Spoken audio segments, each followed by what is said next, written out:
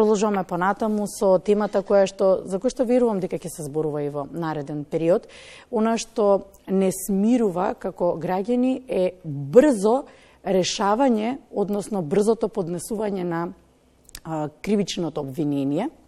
Сега ги очекуваме и основното јавно обвинителство. Министерството за внатрешни работи си ја заврши својата работа. Вчера имаше пресконференција на која што извести дека и главниот осомничен е најден и дека е почната постапката за екстрадиција.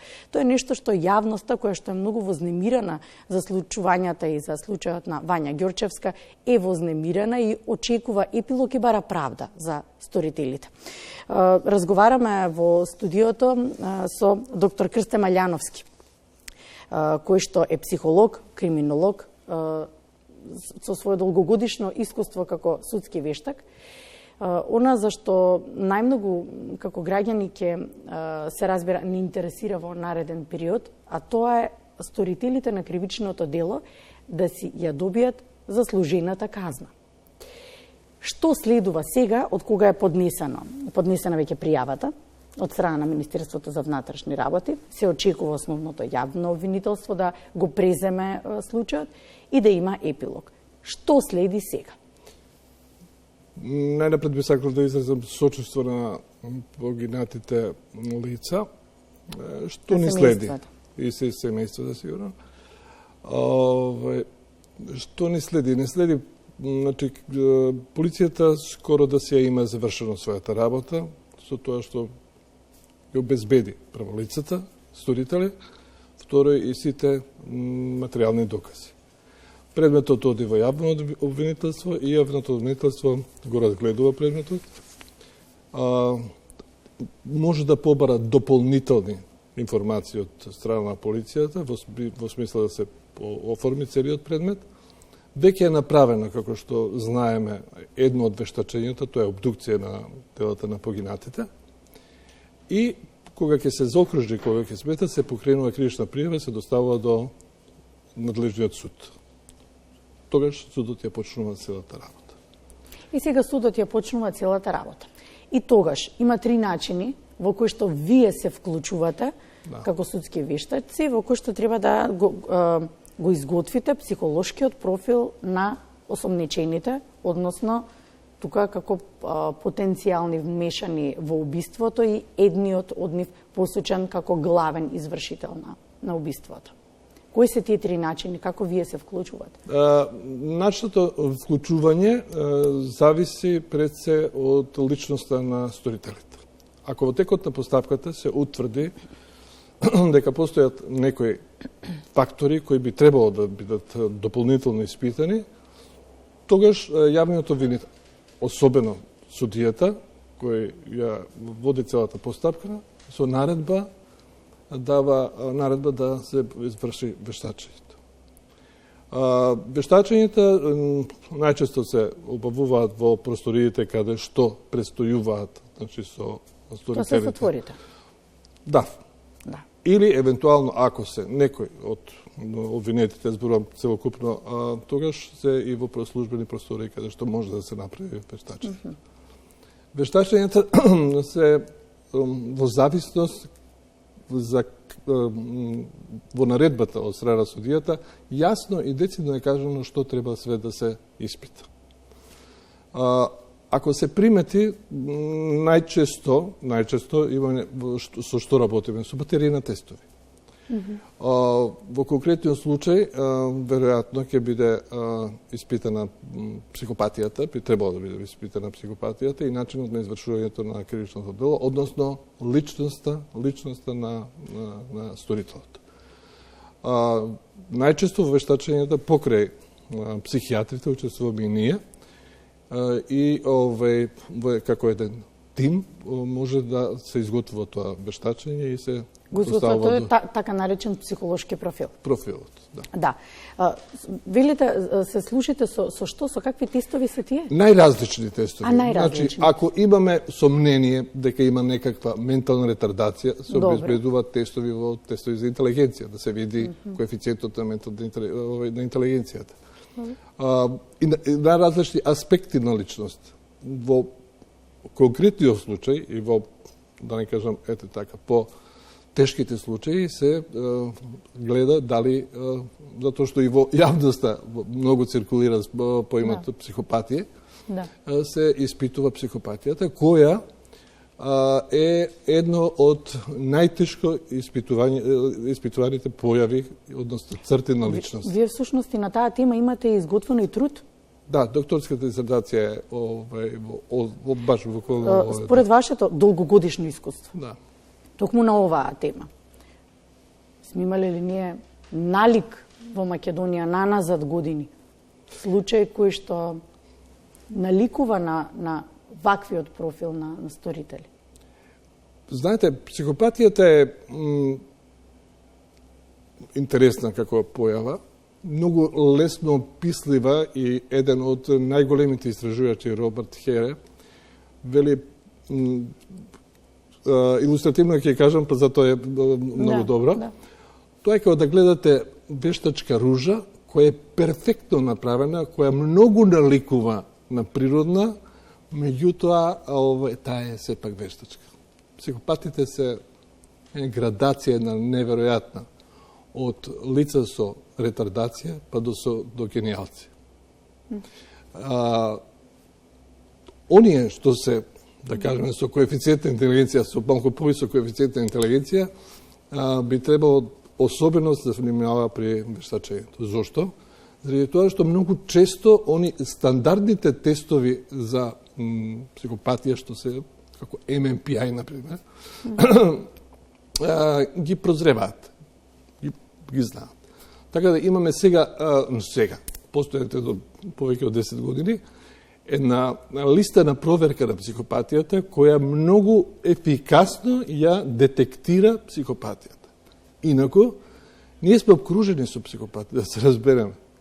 Тоа не е голема бројка процентуално во населението, се манипулира со бројка од 3, 4, па до 10%. Последна информација е дека во Њујорк, например, во моментот има отприлика 100.000 психопати на територијата на Соединетите Амерички држави. Од таму можеме да црпиме некои податоци. Се отприлика 2 милиони психопати. Имаме психопати на најразлични позиции во општеството. Мислам, во основа една од најопштите дефиниции, тоа се луѓе без совест. Тоа сакав да ве кажам, како вие го дефинирате тој профил? Да. Тоа се луѓе фактички без совест, со една маска на човек. Имаат ли тие заеднички карактеристики? Имаат ли заеднички особини? Имаат повеќе заеднички. Ние во основа ги делиме на две групи на симптоми. На емоционални пореметувања, кои ги имаат овие психопати, а тоа се неискреност, манипулативност, после недостаток на кајње и вина, недостаток на емпатија, манипулативни лажење многу и површни емоции. Тоа се оние емоционалните карактеристики на психопатите. Додека општествените се импулсивност, имаме слаба контрола на нагоните, после тоа имаме потреба од возбуда, имаме криминално досие од минатото, кое мора да, најчесто ги имаат психопатите, рани проблеми во однесувањето. Ние имаме на рана возраст деца психопати. Имаме случајот во Србија, кој е диагностицирана како нарцисоидна психопатија. Делата што ги сторуваат, најчесто почнуваат со лесни кражби и сите, па, не дај Боже, завршуваат со убиство. Таа диагноза дополнително што значи во делот на казнивоста? Во делот на високата казна? Знаете, никогаш не смееме да ја аболицираме жртвата со болест, ако е болест. Има едно големо разидување, да не одиме од една до друга крајност. Имаме едно големо разидување во науката за каде се психопатите, каде да бидат сместувани. Дали се во затворите или во болниците. Или во институции соодветни. Во институциите системот. А ке нас знаете какво е мислењето за институциите од таков тип? Далеку полошо него што би требало да биде. Би требало да биде, дека тоа на некој начин, ај што е толку многу лошо и условите се лоши и не се добива соодветен третман во таа болест и во третирање на таа состојба болест, како и да ја нарекувате вие, стручно, туку мнението е дека олеснување во казната е доколку ве сместат во таква институција. Не би рекол, заради тоа што ако за едно кривично дело да кажеме да се диагностицира психопатијата, каде што е еден од условите, може да биде осуден за некоја определена временска казна, во болниците остануваат многу долго. И тука се деградира комплетната личност. Да се разбере. Знаете, што општо е мислењето на цела стручна и научна јавност, особено на оној дел кој што работи со овие лица, е дека е неизлечива. Психопатијата е неизлечива. Тоа се на крајот на краиштата опасни луѓе, кои во секој случај со кој би требало навистина многу внимателно да се постапува, заради тоа што они се спремни на се. Луѓе кои не се каат, кои се манипулативни, кои тешко се препознаваат, кои, ви кажувам, тоа е нешто што навистина само добро обучени и експерти може да ја препознаат. Неколку пати се повикувам на вашето искуство и на работа со таков тип на луѓе. Затоа и ве прашав дали сме имале ние таков случај во делот на каква разрешница би очекувале, затоа што јавноста е многу вознемирена, јавноста очекува најстрога казна. Социјалните медиуми се можеби местото и просторот каде што секој граѓанин го кажува своето мислење, настрана да ги тргнеме шпекулациите и несоодветните коментари, сепак поголемиот дел од јавноста е со едно мнение дека ја очекува најстрогата казна. Таквиот притисок од јавноста дополнително во истрагата би можело да има некое влијание, се очекува да има влијание, затоа што го зборувавме со вас, докторе, кога се подготвувавме за интервјуто, дека сепак сме професионалци во својата работа, мораме настрана да ги тргнеме сега чувствата, особено нас како медиумски работници, на вистина ни беше многу тешко овие неколку денови во пренесување на информациите. Вие дополнително сега ве чека работа со тие луѓе од кои што ние очекуваме да слушнеме информација за разрешување на случајот. Знаете, сите сме луѓе и сите не погоди, страшно не погоди оваа состојба. Меѓутоа, очигледно е дека професионалците си ја завршија, делум не е завршена работа, затоа што следат уште многу активности. И судиите се луѓе. И судиите и на нив им е достапно. Меѓутоа, општа е препораката да што е можно помалку се влијае на секој начин, за да они работат според она што е кривичниот законник. Имаше голем притисок, ама ќе има и уште поголем притисок од јавност. Сигурно. Сега, затоа ве прашувам во контекст на... Меѓутоа, јасно одредено, видовте и сите знаеме отприлика дека минималната казна за овие дела е 10 години. Тоа е навистина висока. До животот на родина. Но јавноста ја очекува на втората. Да. Од тие причини ве прашувам во текот на... да. Постои реална можност, значи, по едно добро судење, како може да се рече судење добро, да се утврдат сите релевантни факти во врска со делата што се сторени. И за сите тие дела, навистина сторителите да одговараат според законот. Знаете, јавноста може да влијае и влијае во секој случај, меѓутоа објективната информација, давањето и на еден начин изолирањето, затоа што гарантирам дека огромен број од судиите се професионалци, дека нема да многу влијаат врз нив, него они ќе се базираат врз доказите што ги имаат пред себе. Кусо ние времето, морам да ве прашам со оглед на тоа дека има многу недоумици и неодговорени прашања и сега тоа ќе го очекуваме во истрагата, како било извршено киднапирањето и така натаму. според вашето искуство, сакавте да зборуваме за тоа какви видови на киднапирање постојат? Знаете, да, интересно е. Малку да подобјасниме, интересно е тоа, например, што ова е едно киднапирање, каде што во основа постои мотивот е материјална добит некаква. Ние сме сведоци, моментално имаме сведоци на едно од оние политички киднапирања.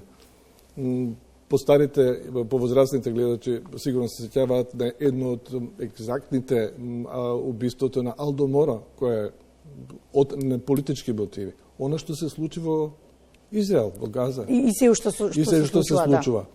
Но таму мотивот е значи политички во секој случај, размена на затвореници, но не и вакво монструозно дело. И третиот вид е од лица кои се диагностицирано со преметување. Се наоѓате на улица или било каде, ве трнува на страна, ве носи во стан, садистички, постои можност секакви дела да се направат и да се случи тоа. И таа комбинација е исто многу тешка, за среќа ретка, меѓутоа и таа постои. Кај политичките имавме грабнување на авиони, се сеќавате, начини на се со некакви политички мотиви кои би можело да придонесат за некои цели кои постојат. Кај имотно-правните, овие што се, со користољубие, што такви законот вели, значи, основната цел е да се здобие со некоја материјална корист во залог за она што се киднапира. За жал, во случај да не се остварат тие цели, реално постои можност од несакани последици. Меѓутоа, и сведоци сме дека имаме и оние кои што се случуваат и се здобиваат со материјални. Во нашето соседство имавме сите познати случаи што до сега и се обработени. И нашиот случај се зборува во соседството, предизвика внимание, не само, се разбира, не само македонската јавност е потресена и гледаме дека се зборува и во соседството, сите медиуми, се строго се осудува она што се случи на Вања и на Панче. Така. И се очекува епилогот да биде соодветен на стореното дело. Знаете, брате, да сите си ја завршиме својата работа во интерес на сето она и превентивно да се делува, да во иднина на вистина вакви настани не ни се случуваат. Не ни требаат вакви работи. Ви благодарам. Доктор Крстен Маѓановски, судски вештак, психолог-криминолог, благодарам што одвоивте време и разговаравме. Се надевам дека беше доволно времето за да направиме еден разговор и на оваа тема. Благодарам. Благодарам и вас. Некоја минута пред 8 часот во информативниот преглед малку повеќе за случувањата во светот, Израел, домашен терен. Останете се, разбира, со Македонската телевизија.